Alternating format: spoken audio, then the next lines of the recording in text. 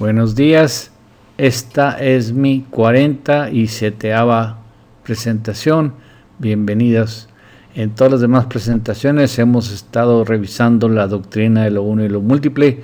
El tema de hoy se va a llamar Chernobyl, la burocracia ante la tecnología. Dedico esta presentación y las que me queden a mi hermano menor Alejandro, muerto prematuramente.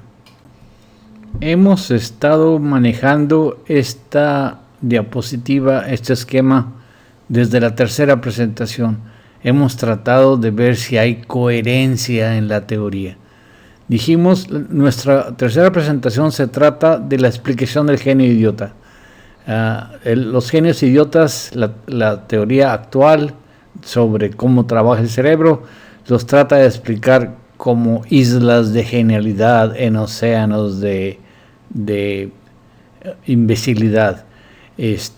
Pero no, nosotros hemos propuesto que lo que pasa es que el hombre tiene una memoria absoluta, pero en el animal la memoria absoluta la maneja el programa, por lo tanto son automatismos. Y el hombre no puede zafarse de los automatismos más que en la persona normal, y es capaz de razonar. El genio idiota simplemente tiene la memoria absoluta, pero no tiene la capacidad de razonar. ¿Qué es razonar? Esta es la doctrina de las ideas de Locke. Las divide en ideas simples, pasivas, no provocan fatiga, y complejas, activas, causan fatiga. Charles Darwin tiene una teoría idéntica. Dice que hay ideas que no puede uno evitar pensarlas, que son pasivas, y hay ideas que sí provocan mucha fatiga, y que no es lo mismo imaginación a juicio. El juicio depende de las asociaciones, dice Darwin, y la imaginación depende nada más de las percepciones. Entonces, la diferencia es esta. Las ideas simples, ya sean innatas, que son revestimientos reales del arquetipo, y adquiridas, que son reales o fantásticas, son percepciones. Cualquier cosa, dice Locke, que sea una operación mental puede ser definida bajo el nombre de percepción. Son operaciones mentales simples equivalentes a una percepción. De tal manera, ecuaciones, planos y manejo sobre el pizarrón, mientras sea perceptivo, que lo estén ustedes viendo, lo pueden manejar, y es una idea simple. Mi propuesta es de que el hombre no es un ser inteligente. Las asociaciones complicadas pertenecen a la aristocracia de la lengua. El humano normal prefiere nada más basarse en percepciones. Ahora, si un cálculo aritmético, matemático o un dibujo puede ser tomado como simple percepción, se pueden hacer mucha tecnología sin necesidad que haya ninguna responsabilidad moral, ni ninguna responsabilidad ética, ni ningún tipo de conciencia. La conciencia está asociada con la duda, está asociada con los principios, está asociada con un ego y un superego, de si está eso bien o mal. Entonces, la conciencia no es muy frágil, mientras que las percepciones todas son indelebles y no causa fatiga el manejarlas.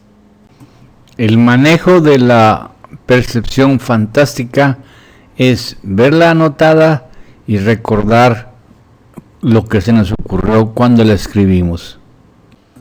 El grado de asociación es lo que nos otorga el manejo emocional. Damasio dice, hay impulsos, o sea, hay emociones, y nosotros tenemos que saber si la emoción es buena o mala y saberla controlar.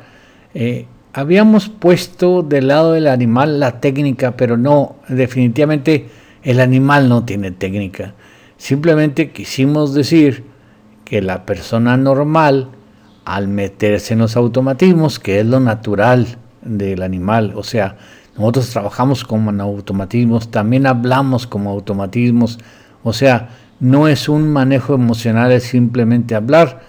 Entonces se inclina hacia la memoria absoluta, hacia la técnica, pero no podemos poner la técnica junto al animal, puesto que el animal no tiene técnica.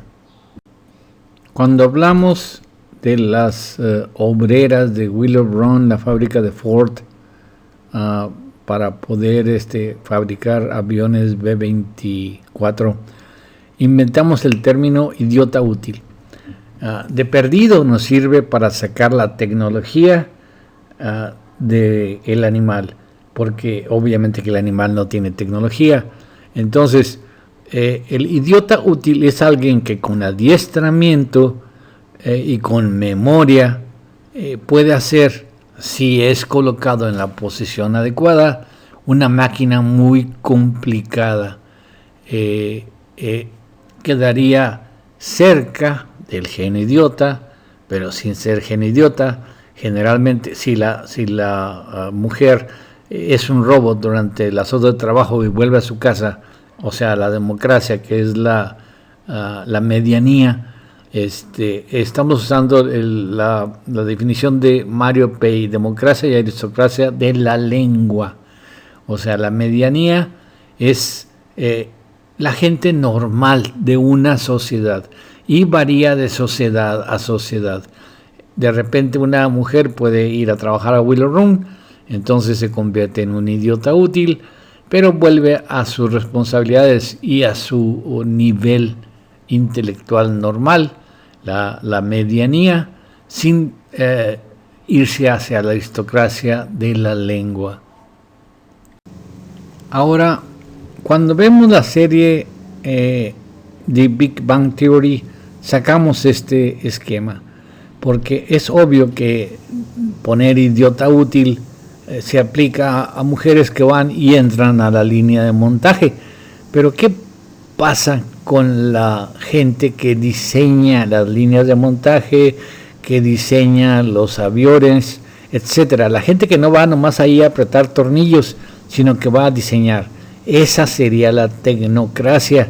Y sigo hablando de que la tecnocracia pertenece al idiota útil, porque, por ejemplo, Peggy pertenece a la medianía en la serie y Sheldon pertenece a una tecnocracia alta que no está en la línea de montaje, pero que sigue siendo y más cercano al genio idiota que lo que es Peggy. O sea, memoria prodigiosa, y alguien lo coloca en otra línea de montaje, pero no para apretar tornillos, sino para diseñar. Entonces, Sheldon estaría en la tecnocracia, Peggy estaría en la medianía. Ahora, para completar el esquema, tenemos que suponer otra división. Miren, aquí entre Sheldon y Peggy metí a Churchill, pero ahí va a quedar la burocracia. La burocracia es una persona que nace y nace idiota. No es un insulto, es nada más poder seguir con la lógica del gen idiota útil. Entonces sería idiota simple. El niño normal nace sin saber nada y va a avanzar normalmente hacia la medianía y, si es posible, hacia la aristocracia de la lengua, mientras que hay gente que va a avanzar hacia la tecnocracia si nace, si empieza a aprender muchas cosas, pero pura memoria, como Sheldon, pura memoria en áreas específicas. Si alguien lo coloca en la línea de montaje de diseñadores, va a hacer cosas increíbles, técnicas, pero no por eso va a mostrar madurez intelectual. La madurez intelectual nada más la tiene Peggy. En cambio, hay gente que no aprende nada, casi siempre nace en clases privilegiadas, ya sea por aristócratas en Inglaterra o por burócratas en México. Nace de burócratas, es burócrata, tiene el pan asegurado, tiene la riqueza asegurada, entonces ni avanza hasta ser una idiota útil tipo Sheldon, porque no necesita hacerlo, ni avanza tampoco a ser una medianía y tener y menos va a avanzar hacia la aristocracia de la lengua, simplemente se queda idiota. Esos serían los burócratas. Ahora, donde tenía a Churchill, puse a Peña Nieto, para que vean la diferencia. Miren, la tecnocracia, Sheldon, tiene mucho aprendizaje, mucho conocimiento, pero nada de madurez emocional. La democracia, o sea, Peggy, no tiene conocimiento, no tiene tanta memoria, pero sí alcanzó la madurez emocional. En cambio, el idiota simple, como nace en la opulencia, Peña Nieto, mata a una sirvienta, hace lo que sea, hace lo que quiere y jamás podrá pasar a ser un tecnócrata porque no tiene nada de conocimiento. Es tan idiota que hasta cuando dice algo ve al público y si son periodistas dice, caray, ustedes no aplauden. Está acostumbrado a que dice una frase y todos aplauden el risómetro y ni siquiera puede distinguir eso. Entonces es obvio que pertenece a la burocracia. Sí podemos distinguir a Sheldon de Peggy. Sheldon es Peggy, para todo Peggy. Peggy, ese es mi lugar, no puedo sentarme en otro lugar, simplemente no puedo sentarme en el otro lugar, el universo gravita sobre que yo me siente ahí. Peggy, el martes comemos comida china.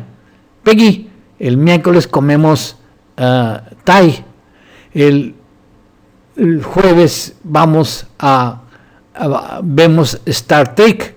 El viernes jugamos Nintendo, etcétera, etcétera. O sea, vemos a un autómata que sin embargo es útil a las líneas de producción cuando hay líneas de producción, y en Peggy vemos a lo más normal de la sociedad.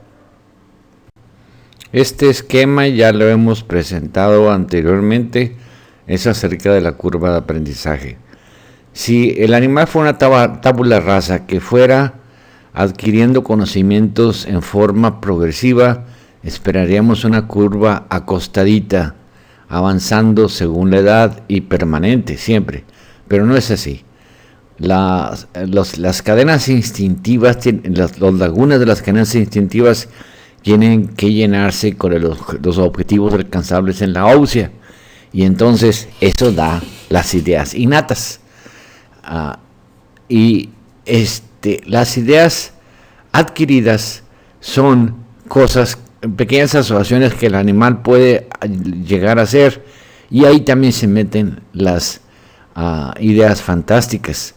Entonces, la libertad de movimiento del individuo se corta muy rápido. Tiene que tener ciertas asociaciones que va a conservar toda su vida. Ya para los 7 años todo está terminado. Por eso decía Sócrates que a los niños son tan tiernos que hay que darles puras metáforas bonitas, puras ideas bonitas, todo acaba bien. No hay que enseñarlos del terror, no hay que enseñarlos de la maldad, porque todas esas asociaciones se van a estar grabando y le van a forjar la personalidad, allí hasta el cuerpo del individuo. Entonces se van a estar grabando ahí y se van a conservar. Y después vamos a tener la pura memoria. Lo que pasa con Sheldon es que tiene un estereotipo muy rígido, no tuvo ninguna madurez durante su periodo temprano de aprendizaje de los 0 a los 7 años, y después con ese estereotipo rígido adquiere un montón de ideas simples, tecnología, y no va a poder manejarlas.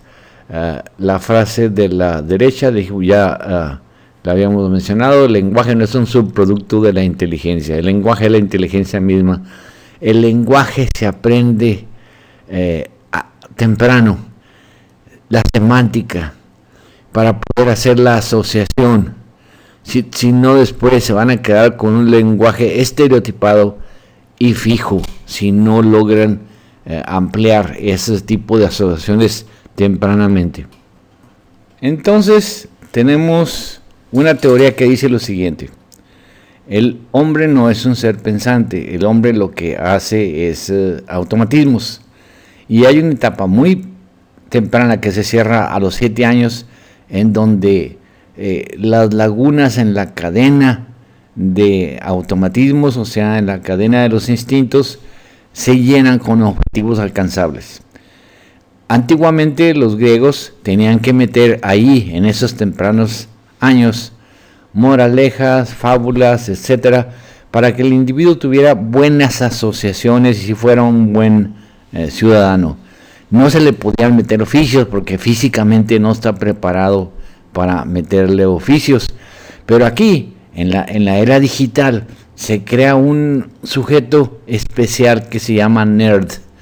El nerd no tenemos una buena traducción, porque no es producto del español. Ya lo dijo Mario Bay, la civilización modifica el lenguaje y el lenguaje es un producto de la civilización. Entonces los nerds se crearon primariamente en Estados Unidos porque podían ser nerds, o sea, especialistas en computación, y además podían seguir trabajando en eso por el resto de sus días, puesto que ya hay oportunidades para producir, para tener un tipo de vida muy desahogado con este tipo de personajes. El nerd es un sujeto que pierde la capacidad emocional, pierde la capacidad de manejo efectivo de las situaciones emotivo, y que la cambia, en cambio, por una facilidad para manejar las computadoras. Se hace experto en cosas que los padres no tenían, y tienen un alimento mental que puede entrar en esos primeros años y que se fija indeleblemente y se va arrastrando toda la vida. Luego se nota que los nerds no pertenecen a la medianía. Este es Steve Jobs en su época de nerd, Steve Wozniak en su época de nerd. Están haciendo un aparato para robarse la señal de la telefonía y poder hackear. Casi todos los nerds son hackers. El nerd aquí es Bill Gates, también está usando las computadoras de Harvard para su uso personal. Y suerte que Paul Allen sienta cierta madurez dentro del cerebro del nerd Gates, pero no tiene ninguna capacidad moral ni ética para poder volverse millonario rápido. Los Estados Unidos son el país que más tiene nerds, porque hay varios requisitos. Primero, tener la capacidad de proporcionarle al niño durante los años tempranos, de los 1 a los 7 años de su vida, con aparatos tecnológicos. La tecnología va a ser asimilada por ellos con una furia que un adulto no puede tener, o sea, con una firmeza que un adulto no puede tener. Y después, una vez que se logre tener un niño con altas capacidades tecnológicas, se tienen que tener proyectos en donde ese niño sea útil. O sea, ¿qué ganarían ustedes, por ejemplo, un hindú que fuera sujeto privilegiado y que le hagan en la India buen manejo de computadoras y después no encontrará trabajo? Entonces se necesitan crearlos, desarrollarlos, nutrirlos y utilizarlos.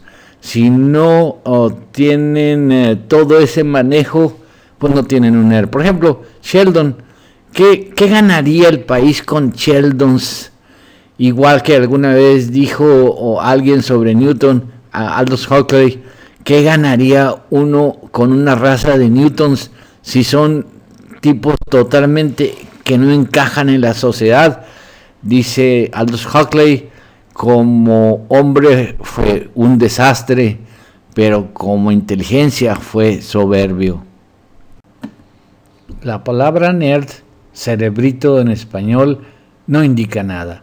El nerd es una personalidad, es una gente que tiene un ego increíble, se cree capaz de lo que los padres jamás van a llegar y que además interacciona, sí es colocado en el ambiente adecuado con otros nerds y da lugar a una evolución tecnológica que no tendría lugar en ningún país que no tenga proyectos. El nerd es como un niño, lo ponen ustedes en un lugar adecuado y reacciona. Si lo ponen a dirigir naves del espacio, aprende rápido a manejar naves del espacio. Si lo ponen a construir un cohete Saturno, aprende a resolver problemas entre miles de nerds. O sea, el nerd corresponde a un nivel en donde él solo se coloca por competencia. No son cerebritos, nadie nace cerebritos ni nadie nace nerd, pero si las ventanas de aprendizaje se abren y se desarrollan lo bastante en un proyecto dado, si el país los mima y los cuida, entonces se vuelve una generación de nerds. Pero vean, no dejan de ser niños. O sea, este es Google.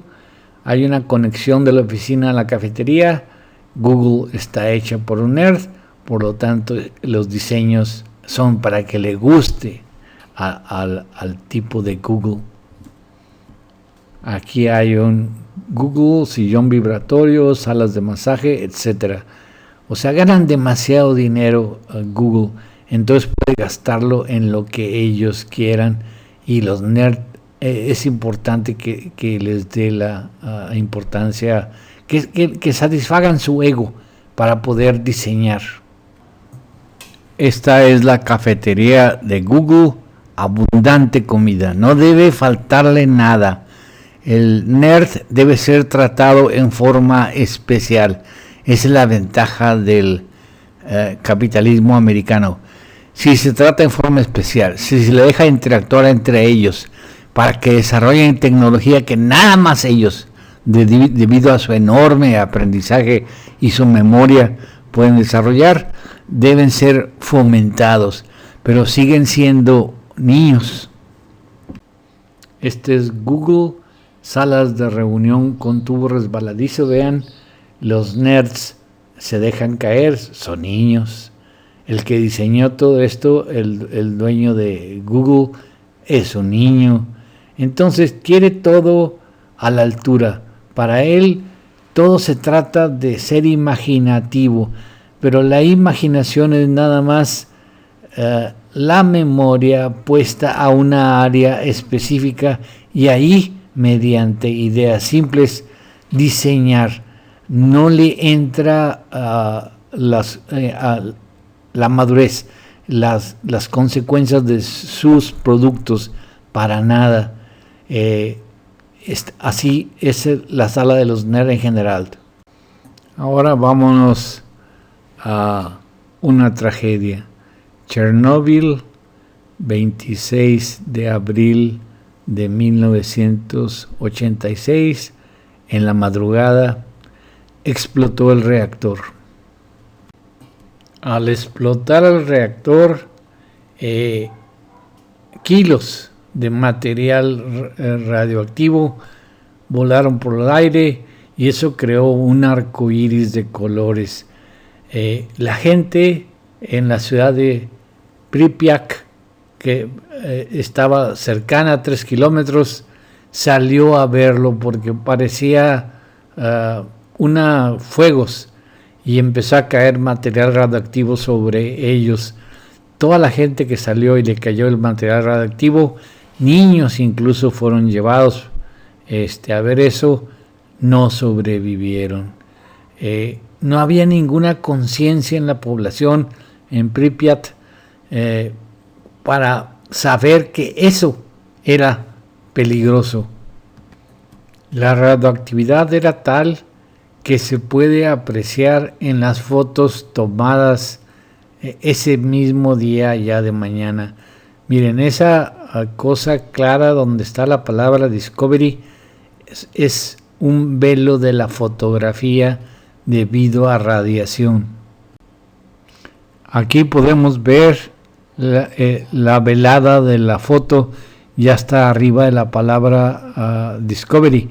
Eso es radiación en la ciudad. Del reactor escapa una nube radioactiva. Este es el reactor, la torre de descargas de calor, de humo del reactor y el hoyo abajo. Una vista mejor del reactor abierto con la torre de descarga de humo a un lado. Vean un helicóptero volando a un lado de la torre de descarga de humo. Qué cerquita estaba. De los 5,000 vuelos que se hicieron, o 5,000 pilotos que emplearon, 600 murieron.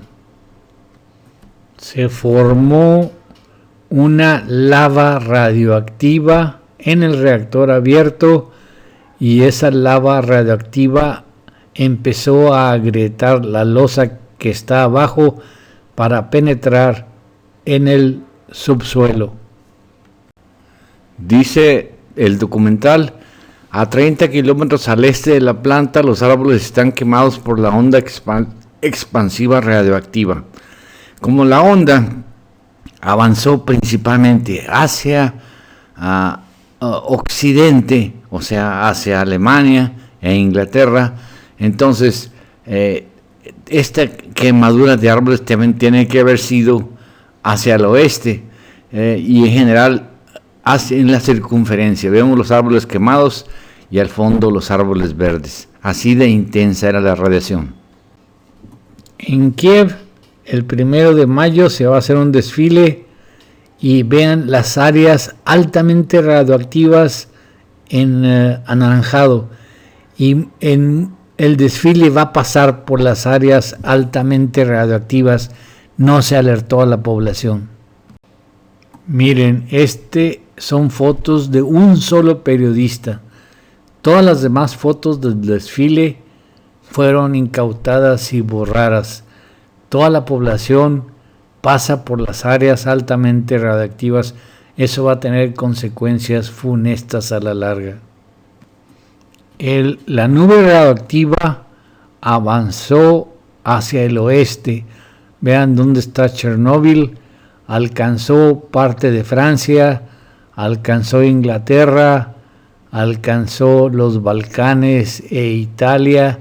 Todo quedó contaminado.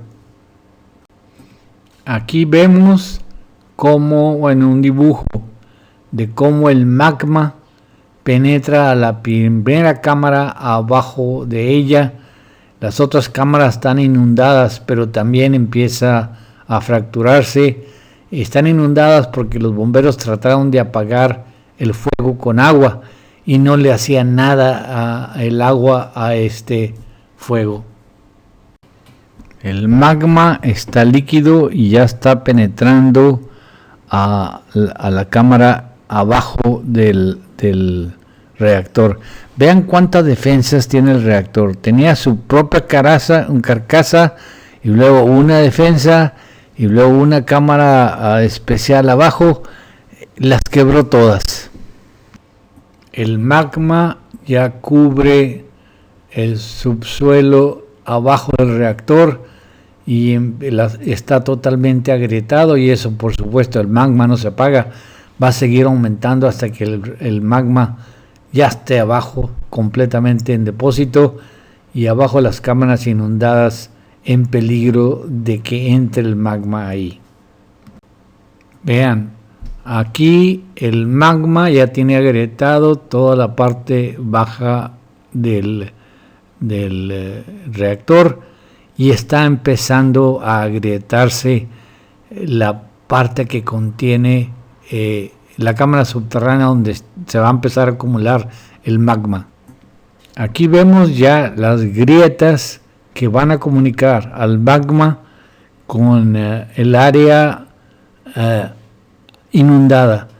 Por supuesto, la gente que entró ahí, mucha de la gente murió, pero sacaron el agua para evitar una explosión nuclear. Si el magma hubiera entrado en contacto con el agua, eso hubiera provocado una explosión nuclear.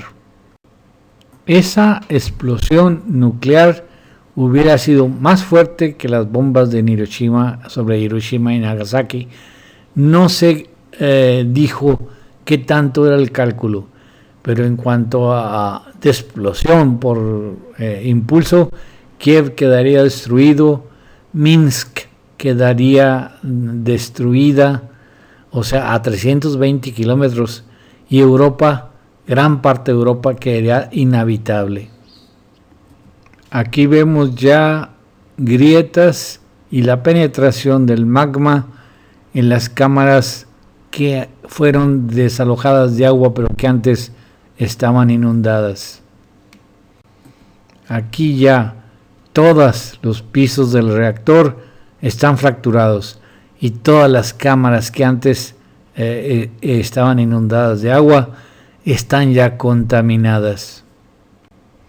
Aquí vemos que abajo de las cámaras que ya están contaminadas, lo único que hay es tierra. Y a poca distancia de la tierra está el acuífero.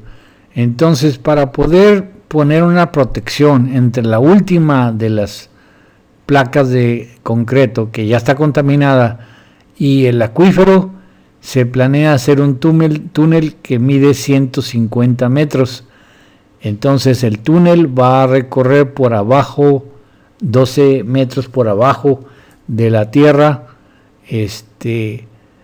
Por abajo va a recorrerlo, y abajo de la última placa de concreto va a poner un sistema refrigerante. Por condiciones económicas, en lugar de poner el sistema refrigerante 30 por 30, el espacio por 2 de alto, se vuelve a vaciar concreto.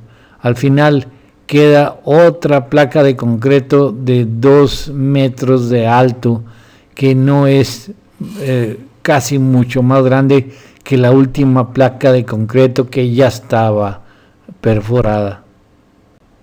Le vacían 5,000 toneladas de arena y boro a costa de muchos pilotos de helicóptero vaciando esas cosas, pero no logran disminuir el nivel de radiación hasta que le ambientan 400 toneladas de plomo. Pero mala suerte, el plomo es en pelletas de plomo pellets y muchas se evaporan al entrar en contacto con el magma, y ese plomo evaporado va a afectar a la población que todavía no había sido evacuada. Hubiera sido mejor meterle plomo en barras que eran menos susceptibles de ser vaporizadas que pelletas de plomo. Sin embargo, eso ya empieza a bajar el nivel de radiación. Por los planos del edificio y por dentro del edificio logran llegar a las áreas contaminadas. Esta es una foto tomada a distancia con protección a través de un agujero.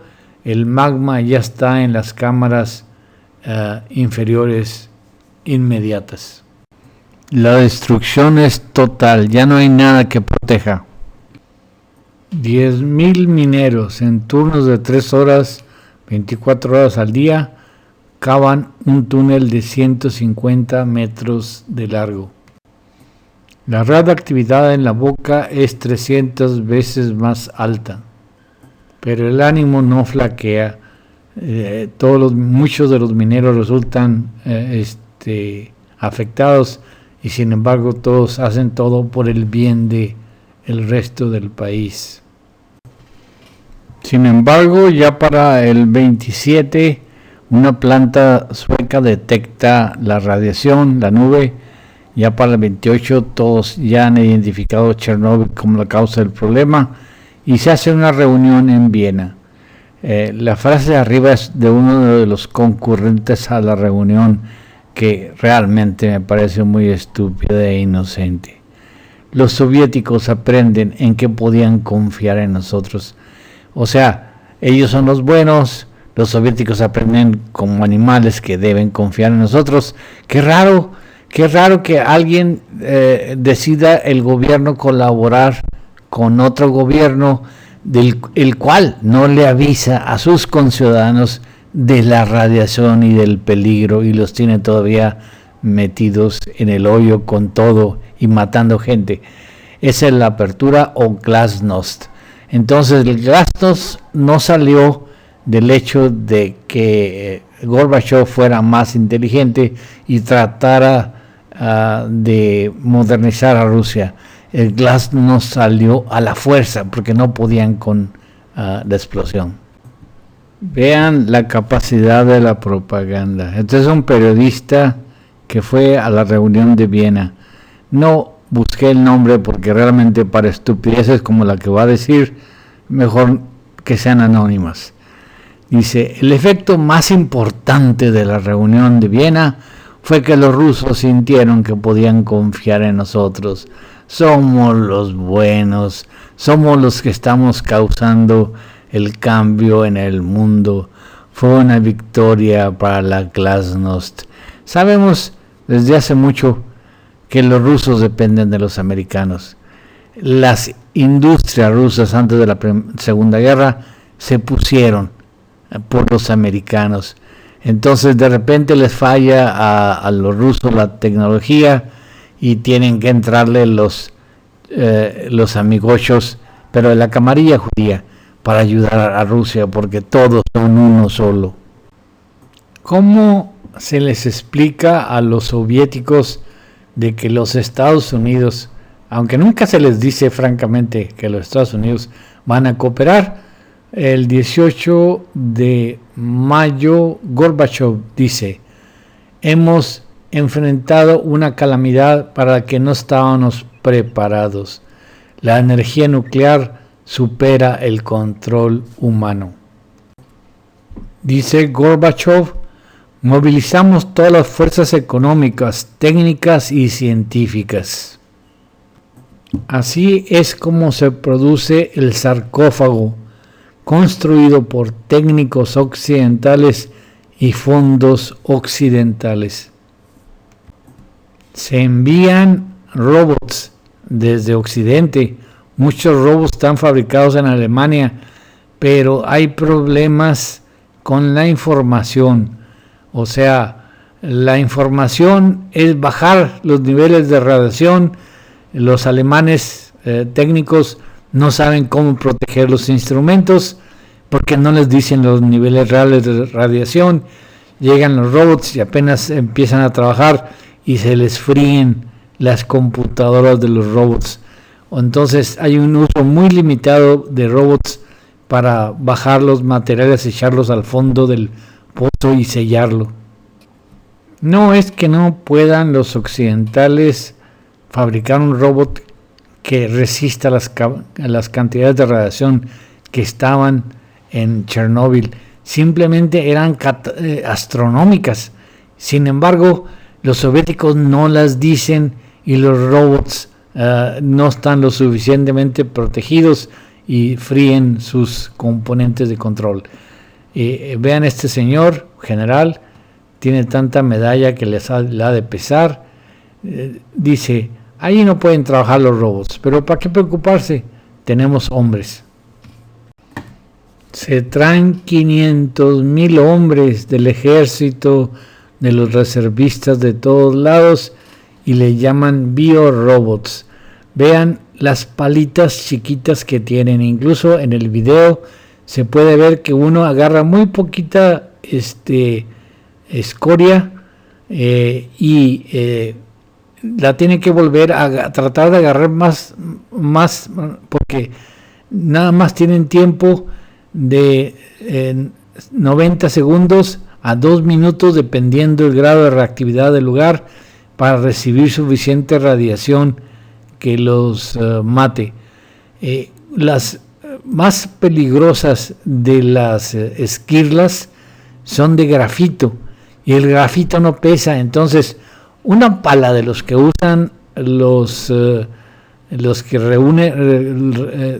palean escombro en Torreón agarra mucho más que eso y agarra el grafito. Esas palitas para cavar zanjas y plantar árboles chiquititas no pueden agarrar una placa de grafito completa. Pero los biorobots hacen su misión con palitas minúsculas, palean cantidades minúsculas, tardándose mucho en tratar de limpiar el techo. Ahí van hacia el borde con lo poquito que han cargado. Aquí se pueden ver los bloques de grafito. El grafito no pesa, una pala gruesa, y es el más radioactivo. Si se toca el grafito, eso es suficiente para una quemadura severísima. Entonces el grafito tenía que ser limpiado primero, porque ese es el bloque más ligero y es el más contaminado. Pero no, ahí tienen a los biorobots brincando el grafito porque sus palitas no pueden agarrarlo, y cada vez que brincan o se tropiezan con un pedazo de grafito que se ve como un cubo con un hoyo en medio estaba el material radioactivo, se contaminan terriblemente. Pero a los soviéticos no les interesan los hombres, y así avanzan a paso de hormiga, tirando cosas pequeñas porque no pueden cargar las pesadas, y contaminándose. Cuando acaban les dan un bono por ser el limpiador y 100 rublos para que gasten. ¿Qué vemos aquí? ¿Ineficiencia o simplemente desprecio por la gente que manda a esta gente a morir? Este es un periodista que sube al techo y toma fotos. Dice, pueden ver los rastros de la radiación. O sea, vean la foto. Abajo están puras manchas blancas. Esa es radiación emanando del piso. Y si pudieran poner ustedes un pedazo de grafito abajo, esa sería una mancha mucho más grande. A pesar de que ya dijimos, el grafito no pesa nada y podía haber sido agarrado y limpiado primero antes de mandar a los hombres a tropezarse con el grafito, porque no pueden agarrarlo con sus palitas chiquitas. Decían los hombres, cuando salías del techo te sentías débil, desangrada al nariz, deseabas vomitar, las manos estaban duras, no las podías cerrar. No es cierto que nada más los enviaban una sola vez. Uno que haya entrado una sola vez tiene menos experiencia que uno que haya entrado 2 o 3 veces, porque ya el que ha entrado más veces conoce mejor el lugar y es más eficiente. Entonces los hacían subir un mínimo de 5 veces definitivamente, hasta que ya se sentía débil. Entonces y entonces ya lo daban de alta, le daban sus 100 rublos y le daban un diploma de liquidador. Y así fue como quedó el sarcófago, que dijeron que lo garantizaban por 30 años. O sea, si contamos los años en que se construyó, alrededor del 86, ya para ahorita el sarcófago está caducado. El problema sigue ahí. No soy especialista, pero voy a tratar de dar una explicación de cómo funciona un reactor RBMK. Vemos aquí 2 segmentos que hacen lo mismo, pero lo que pasa es que las barras de combustible están en una misma piscina, entonces consiste en agua enfriada. En alguna parte enfrían la misma agua que salió en forma de vapor del reactor y mueve la turbina, enfrían el agua y entra otra vez, y una bomba alimentada por la corriente eléctrica que genera el reactor la mete el agua. Ahora, dentro de la piscina, el agua entra en contacto con las barras de combustible y asciende y se transforma en vapor que va otra vez a ser usado para mover la turbina, enfriarse y regresar como agua fría. El agua es reciclable. Según como entiendo, el grafito, o sea, el modelo de grafito, está nada más guiando las barras de control de boro. O sea, el grafito está metido, el boro está contenido, la barra de boro está metida dentro del grafito, que es un moderador, pero las barras de uranio no están contenidas con el grafito, ellas están contenidas con algún otro material no moderador para que hagan la reacción en cadena, generen temperatura y calienten el agua. Todo está metido en una piscina que tiene 15 metros de diámetro, en donde hay 1600 barras de combustible. Aquí está una visión general. A la derecha abajo se ve la bomba impelente de agua. El agua entra a las barras de combustible para convertirse en vapor. Las barras de boro se ven en medio y el calor sube, y cuando sube el calor el vapor es enviado a la turbina que se ve arriba a la izquierda. Las barras de boro se ven en verde. Vean que el grafito que se muestra rodeando a las barras de boro es más grueso que lo que sostiene a las barras de combustible. Para aumentar la potencia se suben algunas de las 200 barras de boro para que así haya más neutrones colisionando con otros átomos y se aumente la temperatura en forma controlada. Aquí vemos a las barras de boro bajadas. La potencia está controlada. Las de uranio son inmóviles, están en contacto con el agua y sujetas por un material que no es grafito. El agua en negro lo cubre todo. Ahora veamos a los participantes del desastre. A la derecha está la foto real y a la izquierda está el actor que lo representa en este documental. Este es Leonid Toptunov, 26 años, es un tecnócrata, controla la potencia del reactor. Toptunov está bajo las órdenes de Alexander Akimov, que es el supervisor en turno.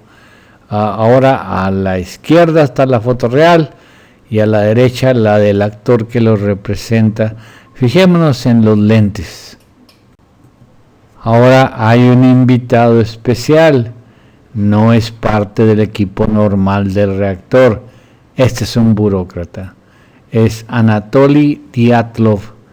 Es adjunto al ingeniero en jefe, no sabe nada del reactor, pero sabe de política. Sí tiene experiencia en reactores, pero ha causado puros desastres con submarinos, y ahí nada más aprendiendo sobre la marcha y echando a perder, llega a un puesto, y entonces resulta que el reactor de Chernóbil es nuevo y ya tienen 3 años tratando de hacer las pruebas para autorizarlo. Sin embargo, les falta una última prueba. La prueba es qué pasaría si hay un corte de energía y se suspende el agua. Entonces van a hacer una prueba donde se suspenda la energía, se suspende el agua. Recordemos que el reactor es básicamente enfriado por agua, y entonces esa prueba falta. Y Dyatlov se ofrece a llevarla a cabo para quedar bien con su jefe. Aquí está el principal factor del desastre, Nicolás Fuming. El chiste de la prueba es dejar de repente a un reactor que está funcionando normalmente sin energía, para que ver si dura los 40 segundos que tardan la maquinaria, dicen, en restablecer el agua. Recordemos que es un reactor enfriado por agua, pero entonces se supone que el propio impulso que lleva el reactor mantiene el agua circulando cuando el reactor estaba trabajando normalmente. Pero entonces Nicolás Fuming, que está a cargo de la prueba, en la noche no quiere ir, envía a Dyatlov, y a él es el que le hacen la pregunta, porque la prueba estaba diseñada para las 12 del día y Kiev les pide que no la corten la corriente, que la dejen en la noche. Entonces otro burócrata le pregunta a Fuming: oiga, ¿no habrá ningún problema con que aplacemos la prueba a medianoche, cuando ya la planta se estaba preparando y habían dejado los 1500 para lo que está diseñada a 700? En 700 empiezan a crear ya tóxicos, entre ellos el xenón, que va a disminuir la potencia del reactor, pero él por lo visto no lo sabe. Su único conocimiento del reactor es un curso que tomó por correspondencia, y dice: no importa que se le baje la potencia al reactor, pero el reactor se está convirtiendo en una bomba por el tapón de xenón. Él es el ingeniero en jefe que va a ser ascendido, y Dyatlov es el que quiere el puesto que él deja. Miren, aquí está de manera más gráfica. O sea, se iba a hacer una prueba de dejar sin energía a un reactor que se supone estaba trabajando normalmente. A los 40 segundos los motores diésel restituyen la energía, y se supone que el impulso que llevaba el reactor, las turbinas, el impulso de las turbinas que aún le queda, son suficientes. Las turbinas están al lado izquierdo arriba, son suficientes para seguir sacando agua de la bomba de agua, y son suficientes para mantener el agua jalando. Recordemos que se enfría por agua el reactor, y entonces antes de que se prendan las diésel, y que todo va a estar bien. Pero aquí Kiev pide que no les dejen sin energía, y a las 12 p.m.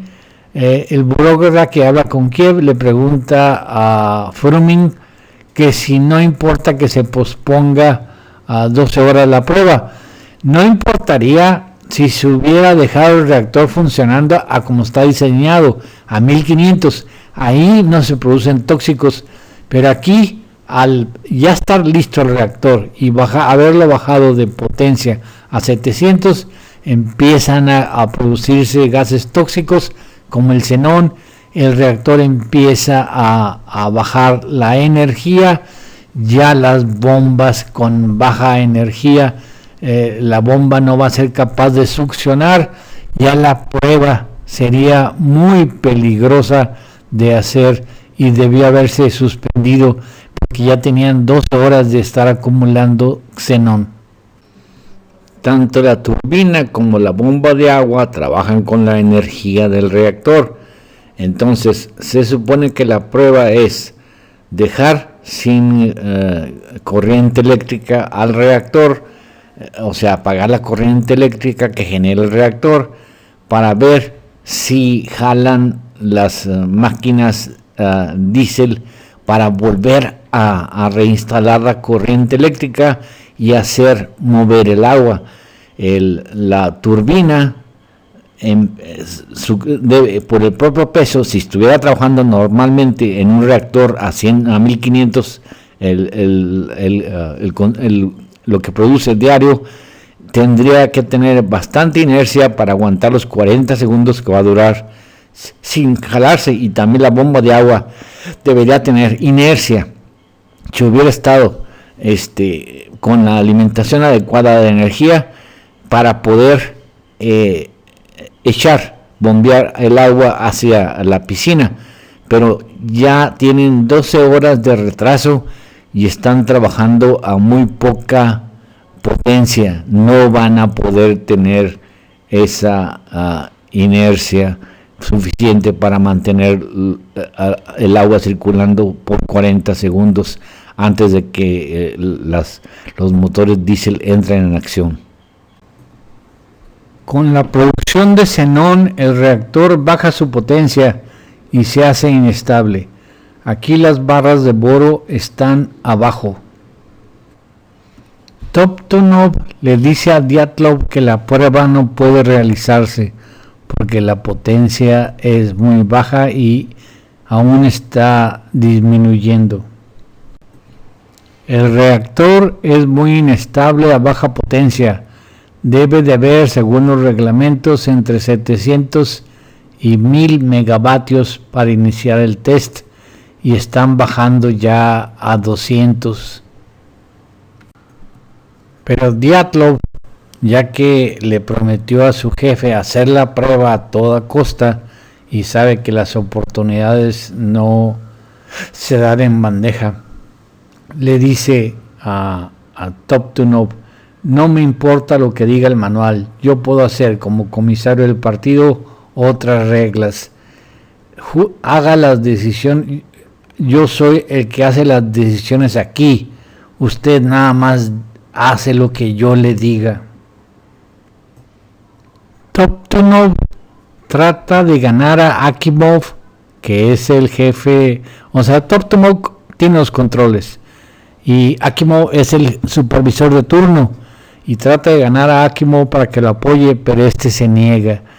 Le dice: ¿qué pasa? No estamos, no se supone que bajemos de 700 miliwatts y estamos ya en 200.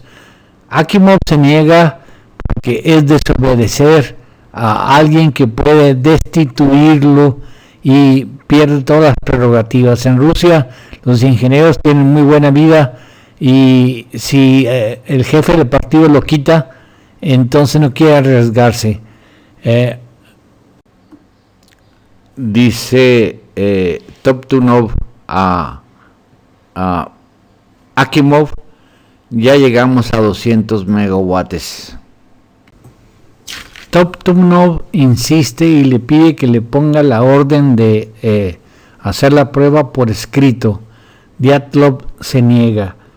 Le habla ahora a Toptunov, a su compañero, el jefe de supervisión.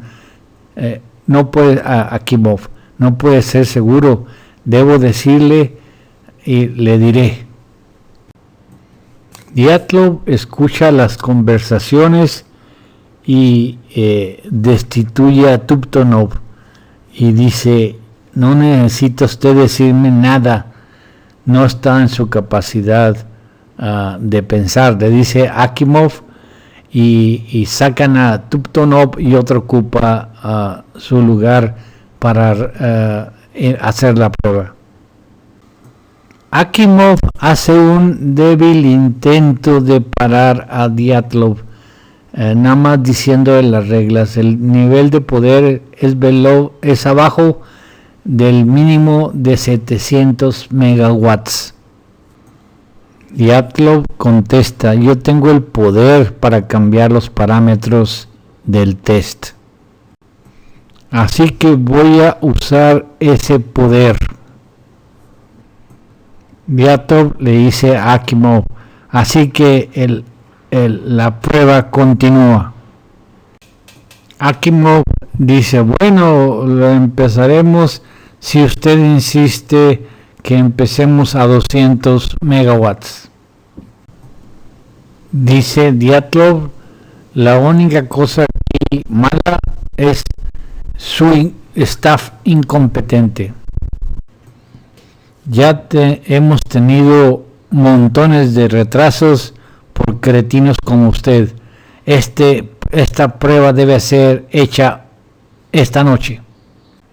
Empiezan las alarmas a sonar porque el xenón está reduciendo la capacidad del reactor, el poder que mueve a las bombas está disminuyendo. Entonces empiezan las bombas que detectan el ingreso de agua a sonar, pero en el mero centro del reactor no hay nada que mida la temperatura. Dice el técnico, hay una escasez de agua en los tanques separadores otra vez. Y Dyatlov se pone nervioso y dice, apaguen esa alarma, ustedes no saben cómo funciona la máquina. Pues arréglalo. No eres un niño. Incluso reemplaza a Toptunov. Le dice a otro menos calificado, Tregrup, toma el control. Tregrup empieza a elevar las barras de boro, la temperatura empieza a subir, la potencia empieza a aumentar y le dice a Dyatlov, ya me las arreglé para subir el poder a 160 megawatts. Las alarmas empiezan a encenderse. Dyatlov, asustado, ordena apagarlas y decide hacer rápido lo que tiene pensado hacer. Hacer la prueba y terminar todo.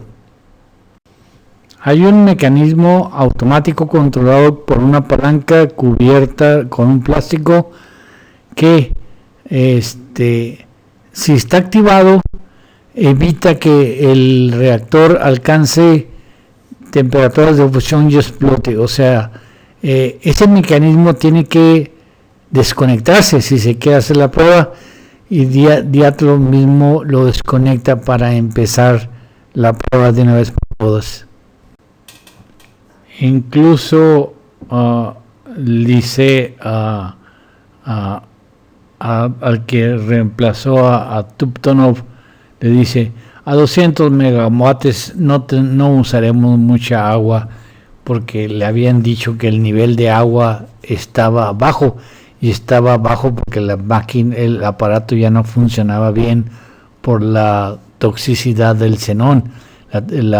Estaba bajando la corriente. Al apagar el mecanismo que evitaría una catástrofe automáticamente, entonces ya nada controla el reactor. El reactor está débil por la disminución de potencia que se le obligó a hacer desde las 12 de la tarde hasta las 1 de la madrugada, 13 horas débil. La bomba de agua que mete agua, que está a la derecha abajo, ya está trabajando muy mermada porque el xenón está obstruyendo todo. Están a 200 megawatts. A 200 megawatts esa bomba no tiene el impulso necesario, ni tampoco la turbina. O sea, ellos confiaban en que una bomba tenía una cierta inercia de giro. Inercia de giro si hubiera estado trabajando el reactor a 1500 o de perdido a 700 o a 1000, pero ya no tenía esa inercia de giro que ni la bomba de agua ni la turbina para poder mantener el flujo del agua lo suficiente para que no se caliente demasiado, cuando para hacer la prueba cortan la electricidad que provee el mismo reactor, y las motores diésel tomen el control a los 40 segundos. Ya todo está camino a la catástrofe. Ya sin control automático que pueda parar la amenaza de una explosión nuclear, la potencia disminuye aún más y el reactor queda seco. La razón es porque el xenón está tapando el reactor, la turbina no produce bastante energía, la turbina no va a estar succionando cuando esté en la prueba, no va a estar succionando agua por 40 segundos antes de que entren en operación los motores diésel. Entonces se enoja contra la gente que reemplazó a Tuptunov y le dice: ¿qué hiciste, idiota? Dejaste el reactor el poder demasiado bajo. Eres un idiota incompetente. Entonces lo corre y reemplaza a Tuptunov y él sale de la sala de control. Dice que va al baño y a fumarse un cigarrillo. Cuando va caminando hacia afuera, Dyatlov dice: ¿dónde consiguieron tantos idiotas juntos? Akimov se da cuenta de que no le puede pedir consejo a nadie. No puede hablar a Moscú, no puede hablar a Kiev. El burócrata le está estorbando todo, pero le dice al que ahora restituye en su compañera, dice: cálmate Leonard, está bien, vamos a empezar desde el principio. Ahí en ese punto todavía se pudo haber salvado el reactor. El chiste es que no quiten las barras de boro y simplemente dejen que se apague. El agua sigue bajando y el que controla el agua le dice a Akimov: la agua en los tambores separados está peligrosamente baja. La potencia sigue descendiendo porque el reactor no tiene suficiente capacidad para jalar agua. Las turbinas, está apagado el sistema de seguridad que evitaría un estallido, y el agua, como no tiene energía suficiente, no logra meterse suficiente al reactor, cantidad. Entonces el reactor se está calentando y el poder eléctrico, o sea, la capacidad eléctrica está disminuyendo. No tiene que ver nada la capacidad eléctrica con que el reactor esté calentándose, que lo está, pero ellos no lo detectan. Sin embargo, empiezan a sonar más y más alarmas, hasta que finalmente la capacidad del reactor es 0.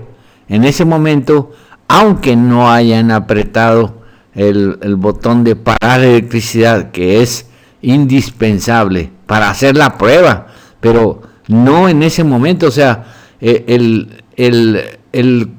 todavía tenían todavía una posibilidad de salvar el reactor, no retirar las barras de boro, pero aquí ya la energía es 0, prácticamente, aunque no hayan apretado el botón de apaguen todo, ya no hay electricidad, porque ya no hay ninguna generación de energía, y la bomba de agua está parada. Regresa Dyatlov y vuelve a agarrarla contra Tuptunov. ¡Has parado el reactor, imbécil! ¡Enciéndelo ahora! Saca todas las barras de boro inmediatamente. Dyatlov ordena sacar todas las barras de control.